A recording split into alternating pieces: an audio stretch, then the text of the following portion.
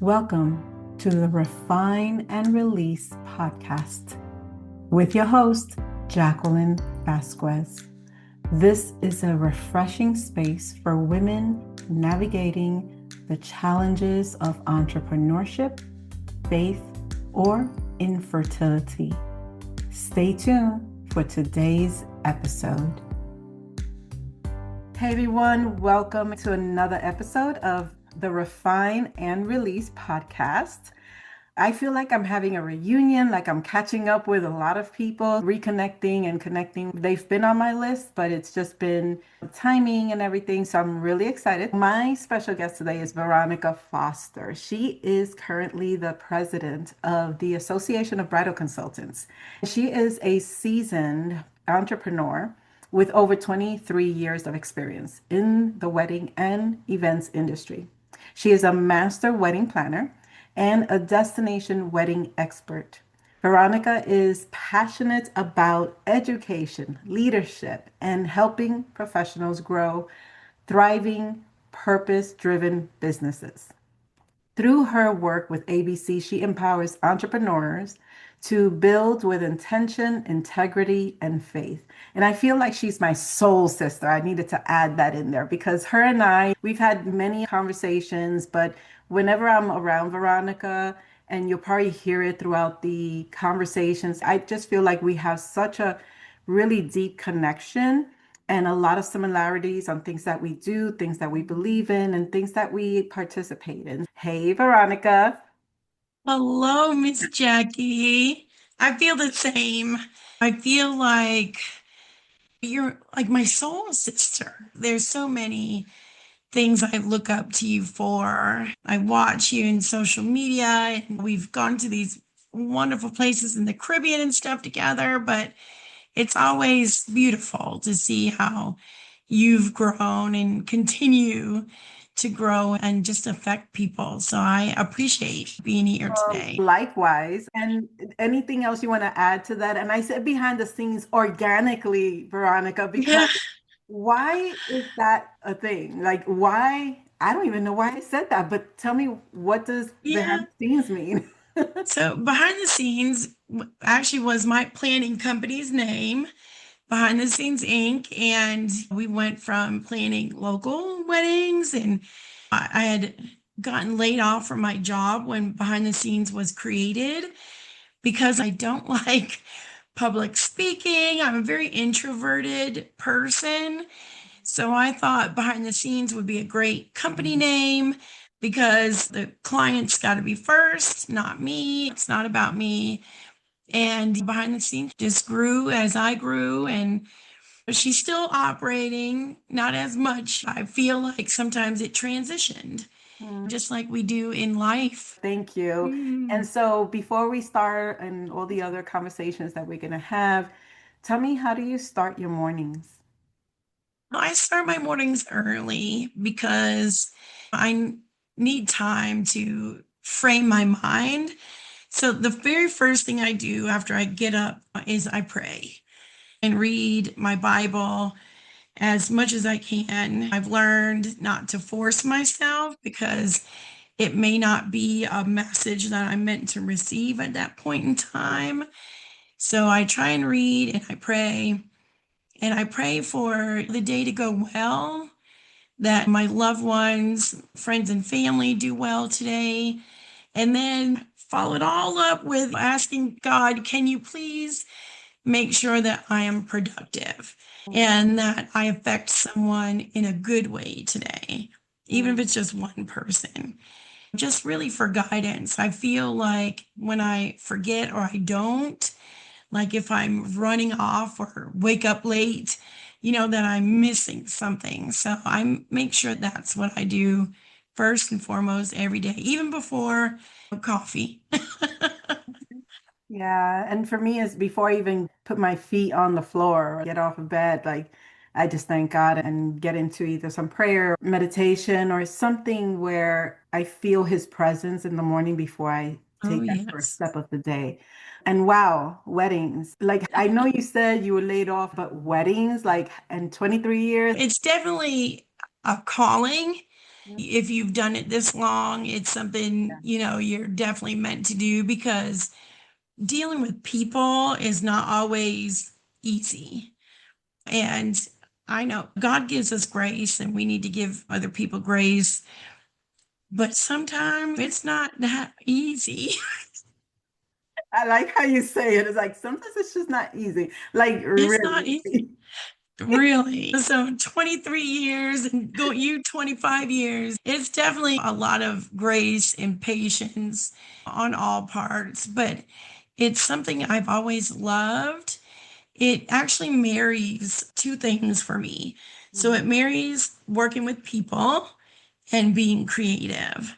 I love working with people. I love figuring out puzzles, and weddings allows me to really do all of that at one time. I love that. And I love how you say it's a calling. I actually feel that. I feel that it's my calling. I know, and speaking to so many of my colleagues, it's some people who have just stopped doing weddings alone. They just do events because they're like, that's just too much, emotional and everything.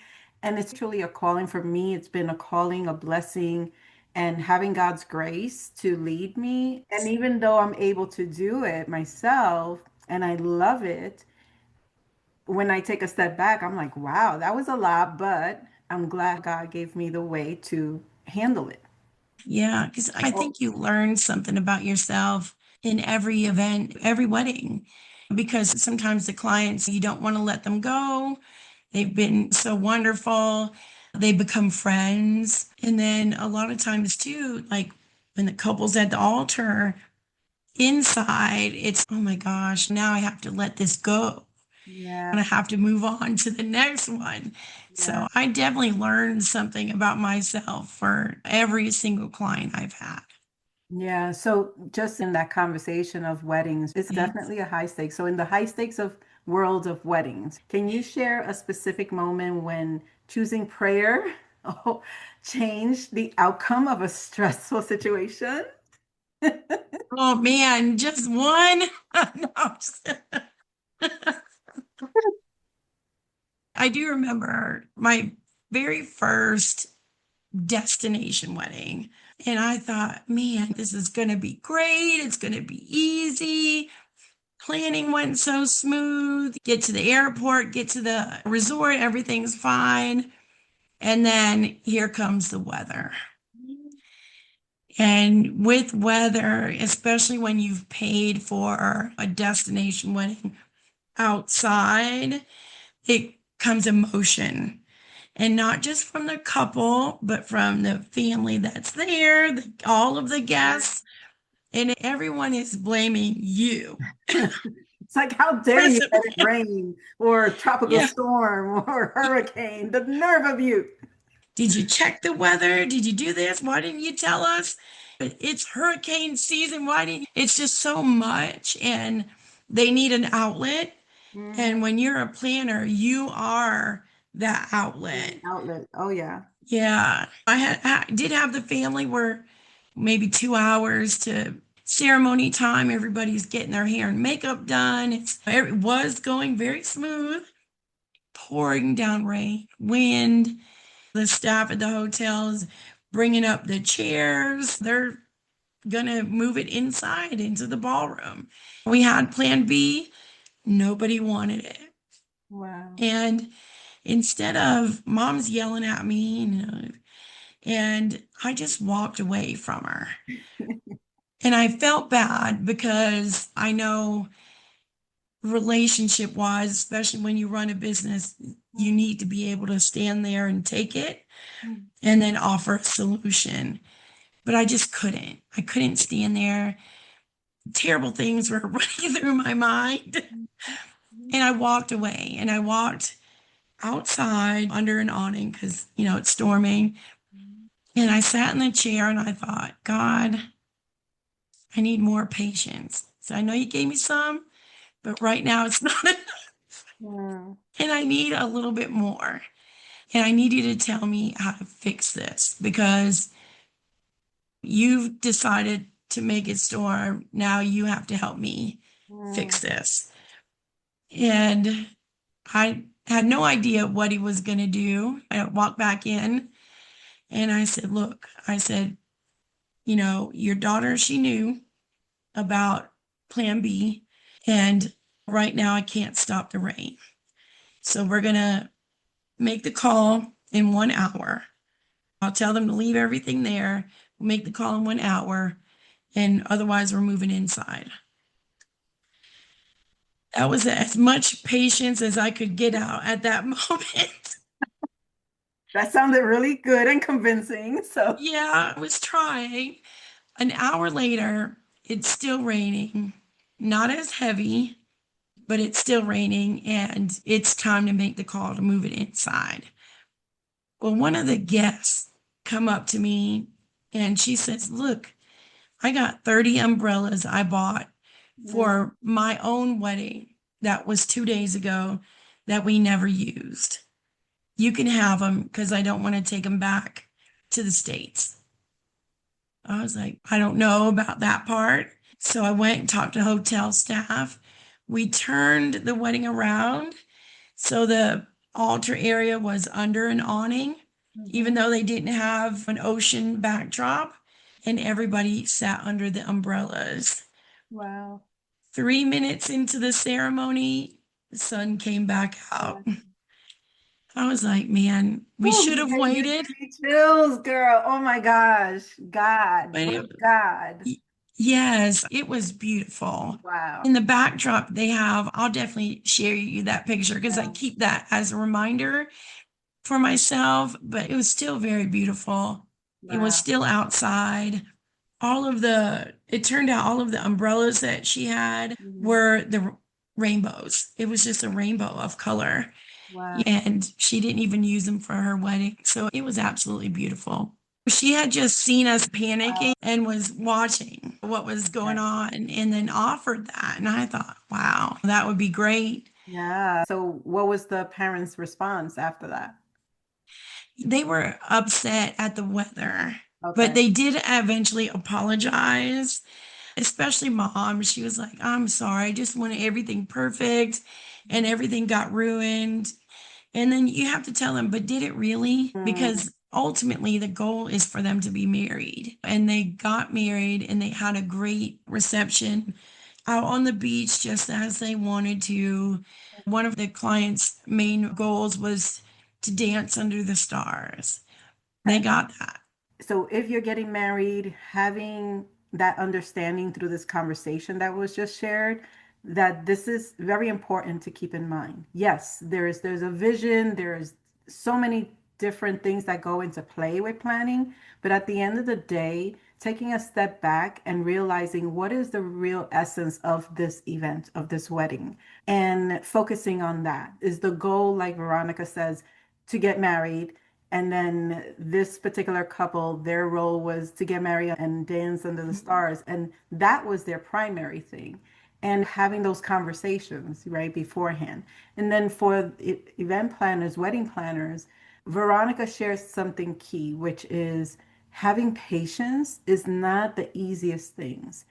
But if you have issues or you struggle, not have issues, but if you struggle with patience, one of my main recommendations, if you want to stay being a planner for a long time, is to practice patience, speak to someone, to go to a training to get it, because being a seasoned planner, that is a requirement for me, I feel. So thank you for sharing that, because that it gave me goosebumps. It was like true clarity on people of faith that trust in God and say, hey, I can't handle this. What you got? And for me to hear what transpired, yes, there's tons of stories that we share. So from there, we've spoken a lot throughout the years about operating with integrity, even when it costs you. In an Yeah. industry like ours that's built on aesthetics and perfection, because people still feel like we're in a perfect world when it deals with. Have you ever had to make a difficult business decision to honor your faith that seemed counterintuitive to growth at that time? Yes, probably more than once over the years. but thankfully not as often as Mm, probably it could have been. There's a lot of times where, and I know we've talked about it before, when you have to say no mm, because maybe a certain type of client isn't the client that you want, mhm, or, you have to fire a client because they're just not, they're not giving you peace, or they're not taking the time to understand. They're not meeting you any part of the way. So you have to say no. And when I was first starting out, I said yes to everything. Yes, I need the money, I need the income. And even like when COVID and stuff happened, there were times where people were trying to plan, because if you remember in the beginning of COVID, it was 2 weeks, that COVID was supposed to be there. And I had a client call and say, hey, we want to get married, we want this and all this stuff. And something just kept telling me, don't do it. It's not your client. It's not going to work. I did not listen. And then you take on the client, and then COVID kicked in and said, oh, you're not going anywhere. You're not having any events here in North Carolina. You're not doing this. And the client was adamant about having their event anyway. And I ended up having to let them go, even though, especially during that time when we couldn't do anything, I really needed the income. So that's definitely one example. But there are other times in your business life where you'll have to not take on a client or not do something because it takes your peace. Like you have to have a level of peace. I don't ever think that there's a formula to work-life balance, but mhm. I think that you have to have peace in what you're doing and where your life is going. So you have to be able to acknowledge that, know what it is, and be able to say no. Yeah, oh my gosh, you gave me more, you keep on giving me goosebumps, okay? Oh Because no. it's good goosebumps. Good. But I love what you shared, the piece. I can tell you in the past 7 years, I've been guarding my peace because I know what I want. I know what my purpose is in life as of right now, because God can change anything at any time. But I know my purpose, and I understand that in order for me to achieve that purpose, I need peace. Peace internally, peace that's in many facets of everything that I do. With that said, like right before COVID was when I switched my business framework from doing many weddings and events to just doing no more than 10 events a year. So that allowed me to do other things that bring me peace, like teaching or mentoring or doing other things and other projects. And that has given me such a insane amount of peace and control as to what I need to do and want to do. Yes, peace is like one of my most integral pieces, and always in the forefront. It's like right there. Like whatever decisions, whatever actions, is this going to cost me my peace? If it is, I can't do it. I have to say no.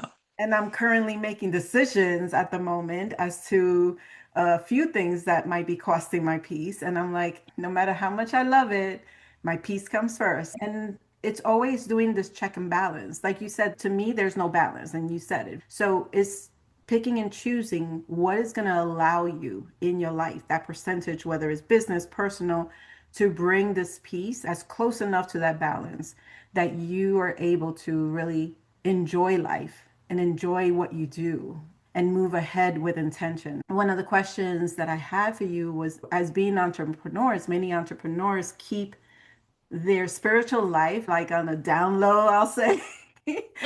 But, and their business life in separate silos, the spiritual life and business life in separate silos.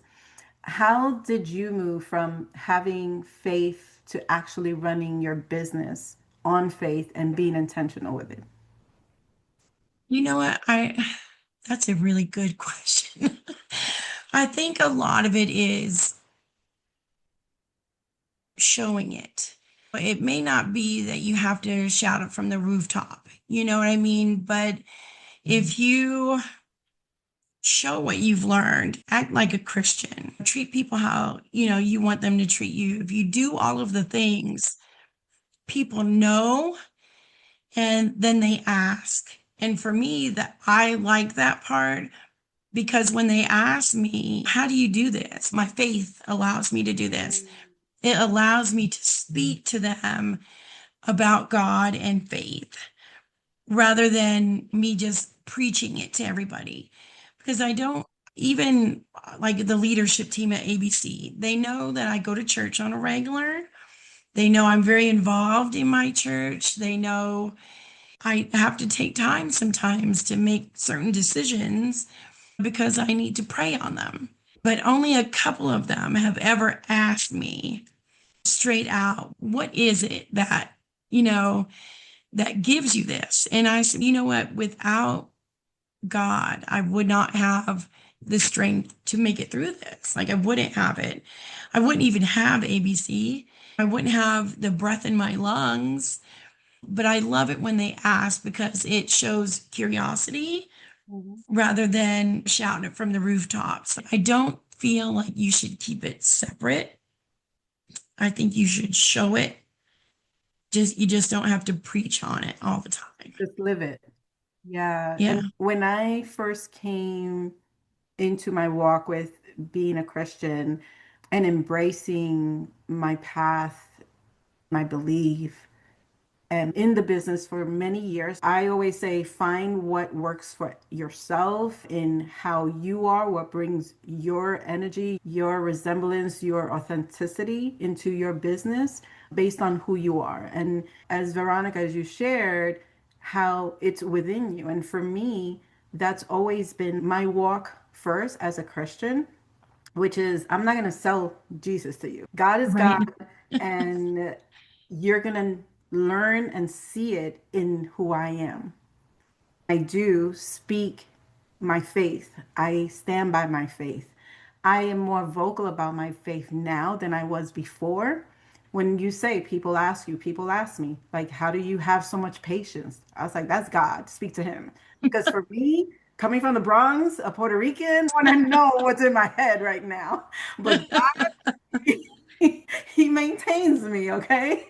That's my peace. I definitely can relate to that. I feel that through how I am, how I treat people, how I make people feel, that is how God is communicating through me, through the actions of how he wants me to express the purpose that I'm here for. So I definitely, oh, oh my gosh, we need to write a book together. That's right. It's Yeah. Yeah. I do think that the most effective way to shout Christianity mhm, is living it. mhm. I think it shows who you are. I think we don't need to take on God's job. He got it. He got it. And And as then if long he as he uses me has it. as that tool, I'm more than happy. It's just live it, show it. Love it. And when as I had said, when I first started, and it goes back to when I started my business as a wedding and event planner, I never really like initially put my face on my website when I first started. Because I was like, people are gonna judge me, but who I am and what I look like and all that. And it wasn't until years later, and I gotta do the math as to how long that took when I actually put, I think it was through the learnings of ABC. I do know that, yes, you have to be more present, put your photo, put your title, all that stuff. So I ended up doing that. So I compare that to, again, my walk in faith that I wasn't like very vocal about it, even though I still walked it and expressed myself in the same way. But now I find myself more vocal because the more you see what God does, oh my gosh, like how can you be quiet about and stop sharing the joy that you feel by seeing the That's right. works, the amazing works that he does? And so he's a sole driver of my business and my life, and I make that very public. And it's just to me, I'm not going to sell it to you, but I will express the joy that it brings me and the Yeah, joy that and how it reflects in everything that I do and the outcomes that I truly believe that they are based on God's purpose for me. totally agree. Uh, Love And it. so I know that you shared with me the power of not building alone and that community matters. Here's the other part of our talk that we've had many times. Why is community so vital for the entrepreneur? And how has being part of a professional association like ABC refined your leadership skills and style? Sorry. You know what? ABC for me was everything for my career. I joined probably a couple of weeks after I actually started my business. I had went through the Penn Foster program and wasn't quite sure really what to do or how to get my first client. But I went to this course in Tennessee and I happened being put on by Sonia, who was a master wedding planner at that time. And I thought, I want what she wants. I want what she got. I want to be a master. That's what I can do. So I joined ABC, and really membership in any organization, not just ABC, it's not passive. So for the first year or two, I was waiting for things to come to me, and Mhm. then they didn't. And then you get down, you have to figure it out. Okay, it's not passive. So I need to get out there. I need to go to meetings, even though I didn't want to. I need to, at the time, there was no Zoom. We're taking It it was, back, okay? We're taking it right. back. Way back. Yeah, so you get out there, you meet friends and you make friends. We went to, at that time, I think it was called the Business of Brides, the ABC's annual conference. And I was like, holy smokes, all of these people are in the same boat with me. And to be able to speak to someone about problems that you're having or successes that you've had and receive feedback, and not just, oh, that's great, but valuable feedback. Try this, try that. It was amazing. It was absolutely amazing. Somebody sent me their contract so I can kind of put it up against mine. Didn't ask me for any money. It was wonderful.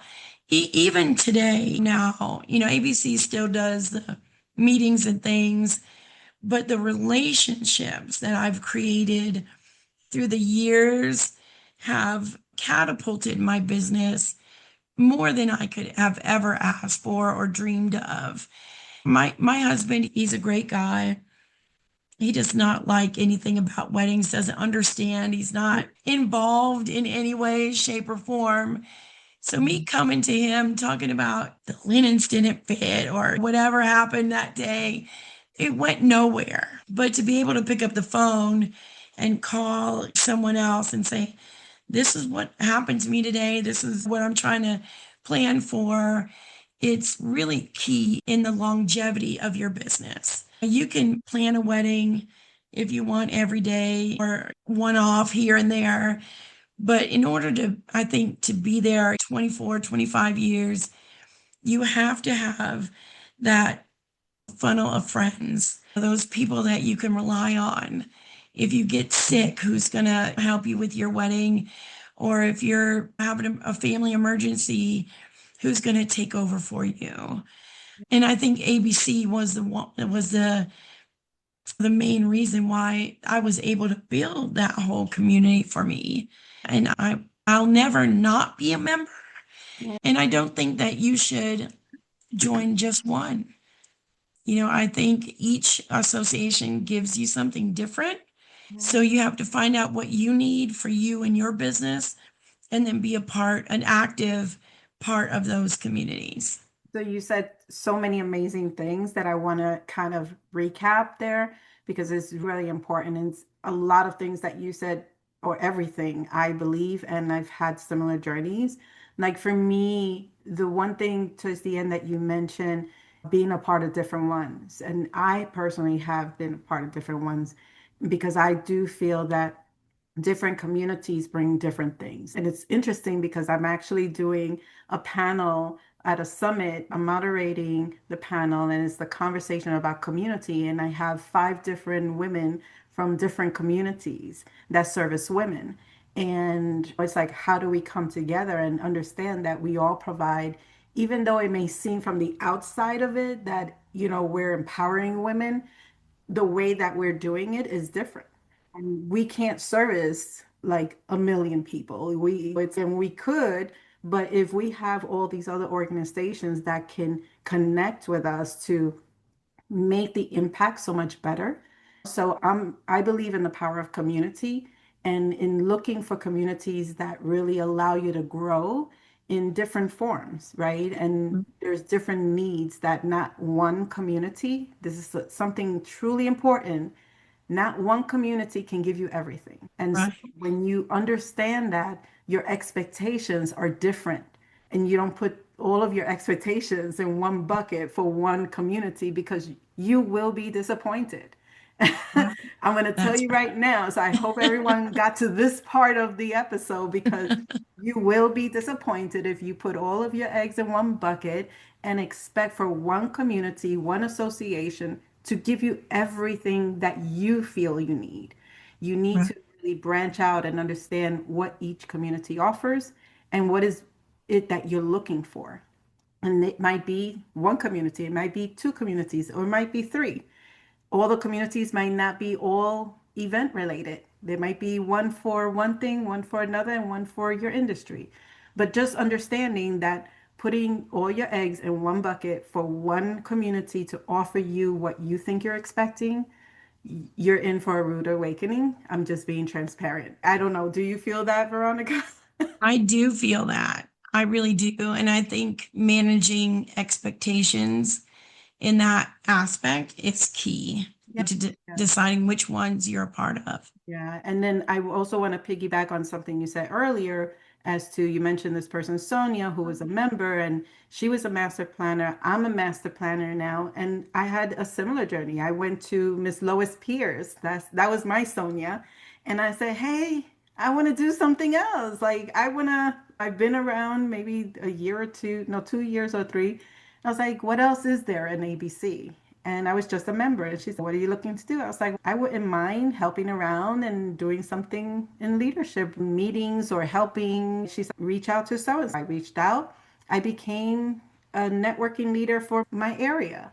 And then from there, I became a state manager. And then from there, I became something else and something else. And throughout that journey, she was also guiding me on the role, the designations of getting to that master level between Lois and Mark Kinsdorf and Shelby. Those were my counterparts. And then I became that for other people once I Yeah. reached it. And community is so powerful. And I do believe, and I have to echo back that with the expectations of a community, for instance, ABC, that has been my family as well. And there's relationship. If I haven't been there in a long time or I haven't seen somebody in a long time, as soon as I see them, it's like, hey, let's grab a drink, let's chat. And it was like, Yeah. we catch up in a second. Yeah. No, little to no time has passed. And you are the reason why I am where I am right now. You came to me and said you wanted to change some things in your life. And I was like, I was floored. I called my husband. I said, this is what Jackie said. And I think I'm okay with it. And truly, like, I am forever grateful for everything that you've done I for remember where me. we had that conversation. I do too. I was waiting for you to say it. I remember exactly What which island were seat we and in? everything. Bahamas or Yeah, we were at the Royal Bahamian. and there was a surprise wedding. Yes. And my husband and I were the guinea pigs and the models, and we had our fabulous. But yeah, we were sitting Yeah. in this room, and we were having a beautiful conversation. And I was like, I need to step down from this, and I want to recommend you. And but that's what it's all about. Yeah. It's really recognizing and getting to know people, and just it's the same scenario of like when we recommend an event professional, right?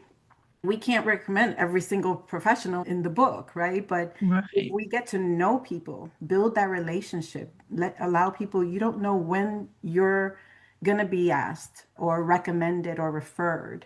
when it comes to that. But yeah, but thank you. That's definitely community is like, whew, we can talk Mm-mm. just forever on community.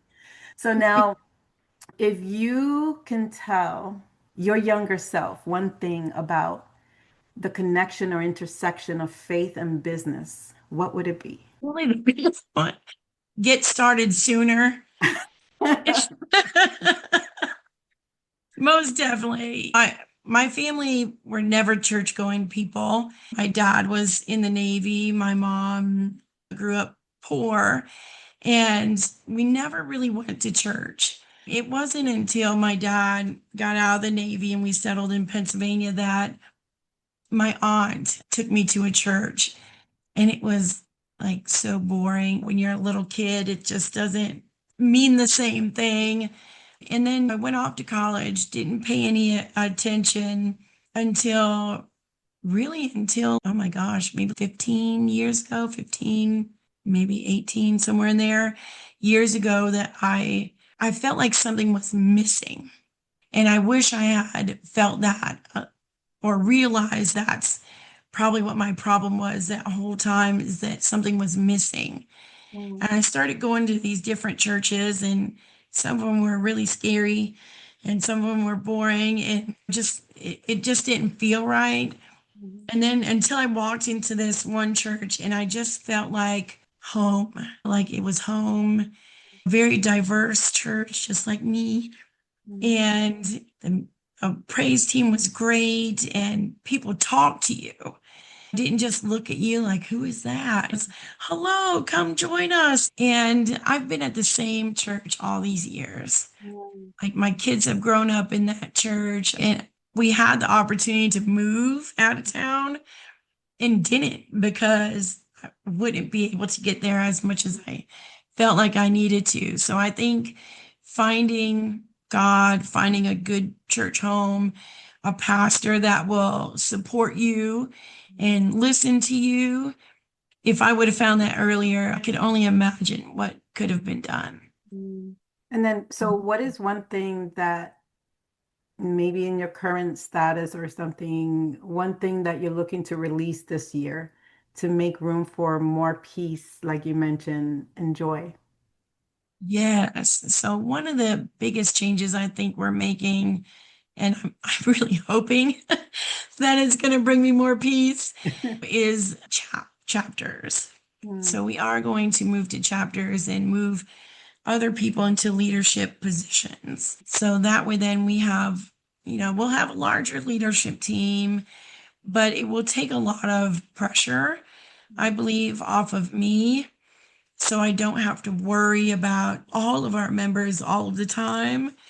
I can have faith and know that our leaders are doing what they're supposed to do because there are things that I love that I feel would give me peace, but yet benefit all of our members. And I'm hoping that this will give me time to mm. go ahead and make some of those things actually come true.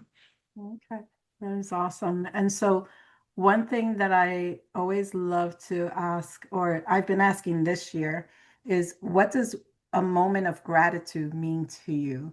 And what are you most grateful for at this moment? Ooh, that's well, a little piece of gratitude goes a long way. Mm, So last Friday, I still do them, the career days at elementary schools. I just love the kids and their open-mindedness. And you have 20 minutes with 10 little ones, and you're telling them about being a destination wedding planner. They don't really pay any attention to you, or so you think. But we did this 20 minutes, 5 times, and we finished everybody up, and they were headed outside to see this medevac helicopter come in. And this little girl runs over to me and she gives me a hug and she says, "Thank you. I'm going to grow up and I'm going to be just like you." oh my I God. think what made it more emotional for me at that moment was it was a little black girl, and I had to hold my breath so I wouldn't cry. Aw. But it meant so much that she just came over and said that. And at that moment, I had to take a five and I had to thank God for putting me in that position that day. Because no matter how bad some of them were, or how incredibly energetic, let's say that, yeah, they were, that it was that one moment. That was the reason why I was there. But I think what I'm most thankful for, wow, I guess it would be my relationship with him. I'm thankful that he doesn't judge us. Mm, I'm thankful that no matter what I do, I know he is forgiving. mm, I know no matter what mistake I think I make, he's going to make it good. mm. So that I think that's my most thankful.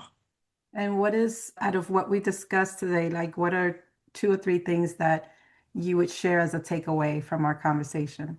What the sense of community for sure. I think that's definitely the top three. That your faith is not something to be hidden. Mm, I don't feel like you need to shout it from the rooftops, but I do think that you shouldn't be ashamed or hide it. And it doesn't even matter what faith you have. We should be accepting of all faiths because God loves us all, no matter where we are. And I think, that people should take away the fact that they have a path. It's there. Maybe you don't see it. Maybe you're on it, but it is for you and it's your gift. It's the gift that God gave you. And if He's given it to you, run with it. Run with it. Take advantage of every second that gift is there. awesome. I just you answering that, another question just came to my mind, which is being an entrepreneur, being in business a long time, life happens and so many different things and facets of things in our lives happen from physical to mental to emotional to personal business on so many realms. Is there something that comes to mind that you felt would have stopped everything and paused everything regarding your business as an entrepreneur? Yeah, I think over the years, there have been a lot of things that have tried to stop me and stop my business. But because I feel like it is my calling, it hasn't been able to. I'm 10-year cancer survivor for a year, about a year. I could hardly speak. Mm, But again, ABC, I used my benefits and was able to sustain through that. COVID came in for everybody, and there were some of us who pivoted out of the industry, but a lot of us really still held on. I think no matter what you feel like is a barrier, it may just be a slight change, a mm, roadblock. yeah. There's always a detour, and it Yeah. may be that your path is changing. We have to follow that because sometimes we affect people Mhm. and help them get onto their path. Yeah, I love that. And you described it really great. When I first started my business, it was a bit different. Then I was diagnosed with infertility, and that was a whole different hurdle of journey for me. And then, Yeah. so I feel like things change. And so your business is going to change because you personally will change, right? Different things come about, different barriers, different burdens, different things that can affect us physically, mentally. We can lose people and all these different, and the list goes on, right? So it's how much do you want this business, and understanding that wanting the business the way you envision it from the first time you open it, it's going to change, it's going to shift. It's holding on to the essence of that business is what's going to keep you. But knowing that the outside, based on so many different circumstances, are going to shift your business. And you personally are shifting. People get married and people have kids, or people have things that happen along the way that is going to shift it, and it allows you to change it for the better. Or maybe it's something that says, you know what, maybe this is the avenue I want you on, not that one. I So being open, I'm glad you share that, because I feel like just to add on to that is being open and flexible to what life is bringing you and whatever your faith is, trusting the process, whether it's you say just your gut feeling or you're a person of faith and you feel that this is driven by that, whatever it is, knowing that when you first start a business, that's great. There's going to be a lot of different great and exciting things that you're going to be like really on the path. But Yeah. then as you grow in your business, knowing that things will shift. There are always going to be challenges. Challenges are constant in life in general. Right. So that's going to be a constant in business. And Yeah. it will allow you to grow and be that better professional and entrepreneur as you embrace certain challenges, certain changes, and certain shifts. I'm Yeah. glad that we ended it with that because the reality is being an entrepreneur is such a whole different world compared to going to work for somebody at a corporate level or things like that. How That's can people connect with you?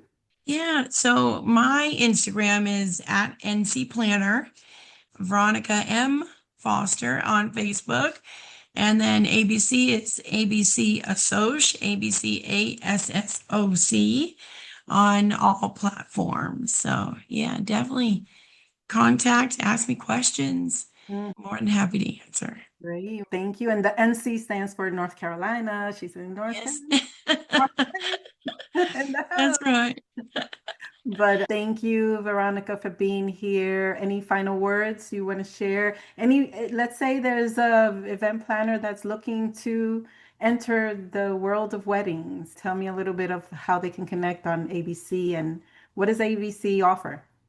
Yeah, man, we have a list of benefits now, but we do a lot. So ABC is abcweddingplanners.com. We are 71 years old this year.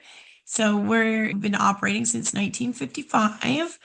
But we do local networking. We do webinars every Wednesday at www, which is really great. So we do two business focused, two travel focused every single Wednesday. If there is a fifth Wednesday, we do online co-working. So it's a really great way because sometimes that community comes in and we just talk, but we learn all at the same time. We do have the travel piece where they can earn commissions for room blocks and destination weddings, but definitely check us out, abcweddingplanners.com, and then click on the advantages of membership, and you can definitely view all of them right there. Awesome. Very good. Very Awesome. good. So thank you so Thank much for you. being here. I know that we're going to continue our conversation and I look forward to seeing you soon. So everyone, thank you for tuning in. This conversation is one that I can really connect with because talking about faith and community, those two things are like, woof. And especially with my soul sister here, we have a lot in common. So I'm really happy that we finally get to do this episode and for us to share with you a lot of different things that are important to us and important to share so that anyone who's looking to hear this episode and hear the message is able to receive it and know that they're not alone. That's right. Thank you. Thank you so much. Thank you for tuning in to another episode of the Refine and Release podcast with your host, Jacqueline Vazquez. Please make sure to subscribe, comment, follow, and most importantly, share. Stay tuned for the next episode. Take care.